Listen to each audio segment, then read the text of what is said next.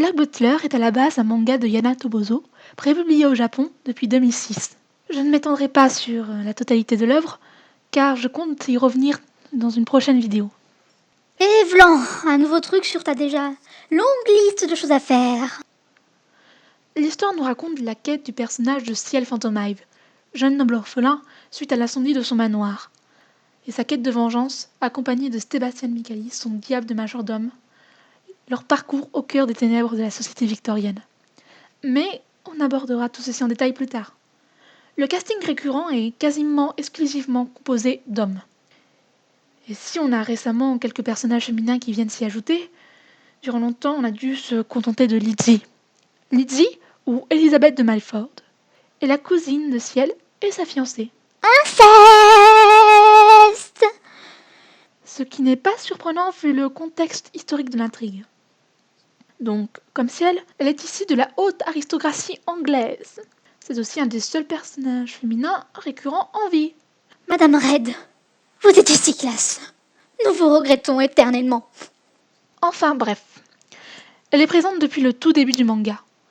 Lizzie est perpétuellement enjouée, ne jure que par le mignon, le rose et les froufrous. Sincèrement, elle aurait tout le potentiel pour être une véritable tête à claque. Mais elle apporte une légèreté et une douceur bienvenue dans l'ambiance étouffante des chapitres principaux du manga. Ce qui fait qu'on oscille entre indifférence et vague bienveillance à son égard. Ce qui est sûr, c'est que je ne déteste pas Lizzie. Mais les choses changent avec le premier chapitre du tome 13, qui lui est entièrement consacré. Pas trop tôt. On découvre alors toute la pression sociale qui pèse sur les épaules de la jeune fille. Conditionnée depuis sa tendre enfance à être une potiche jolie et souriante, ce qui en soi lui conviendrait parfaitement.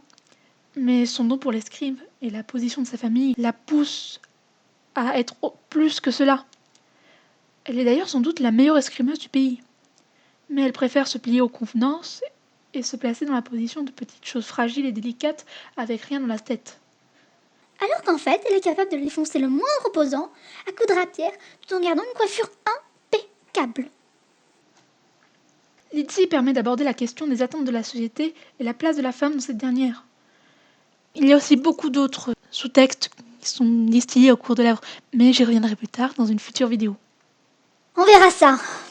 Précisons aussi que Lizzie n'est développée que dans le manga papier, l'anime faisant littéralement d'elle une potiche.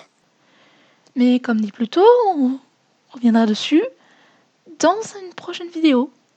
Sur ce, merci d'avoir regardé celle-ci. Désolée pour ma longue absence, mais je suis de retour.